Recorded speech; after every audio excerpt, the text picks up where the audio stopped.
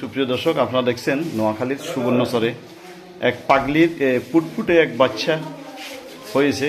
আজকে সুবর্ণচর উপজেলা পাশেই থানার সামনে যাত্রী সাগরের নিচে। আমরা জানি না এই বাচ্চাটার কোন অমানুষ এই বাচ্চাটার মা বাবা পাগলিটা আজকে এই বাচ্চাটা জন্ম হয়েছে। আপনারা দেখছেন যে সুন্দর ফুটফুটে বাচ্চা। আমরা এখন আপনাদেরকে পাগলিটাকে দেখাবো, যে পাগলির বাচ্চা হয়েছে তাকে দেখাবো। আপনারা দেখছেন যে এই পাগলির বাচ্চা জন্ম হয়েছে, তাকে দেখছেন। এই তোমার নাম কি?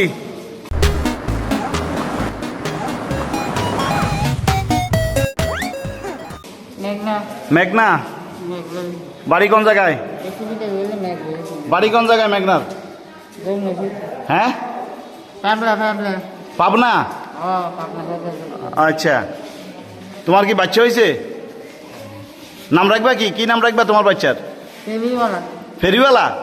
সুন্দর নাম তো, ফেরিওয়ালা। হ্যাঁ, তোমার বাড়ির ঠিকানা কি বলতে পারবে? হাজিকে বাড়ির লগে। বাবার নাম কি? এসাক। ভাই ভাই ভাই বোন আছে তোমার? ভাই আর বোন?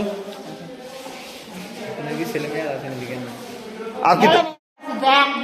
না না না নাই, ছেলে মেয়ে নাই। না না, তোমার ছেলে মেয়ে নাই।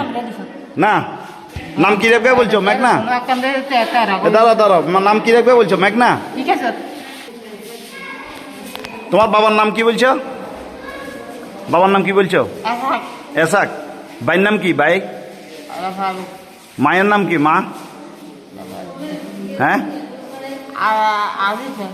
কি নাম? আলিফা, আজিফা। আপনারা এই তোমার নাম কি বলছো? তোমার নাম কি বলছো?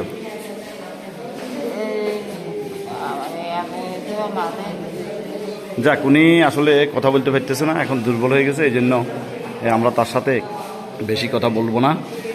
এখন উনি বাচ্চাটা সহ পাগড়িটাকে সুবর্ণচর উপজেলা স্বাস্থ্য কমপ্লেক্স, যেটা সজ্জবন হাসপাতাল নামে, সেখানে এনেছে। এখানে ট্রিটমেন্ট চলতেছে, তার বাচ্চা এবং মা দুজনের ট্রিটমেন্ট চলতেছে।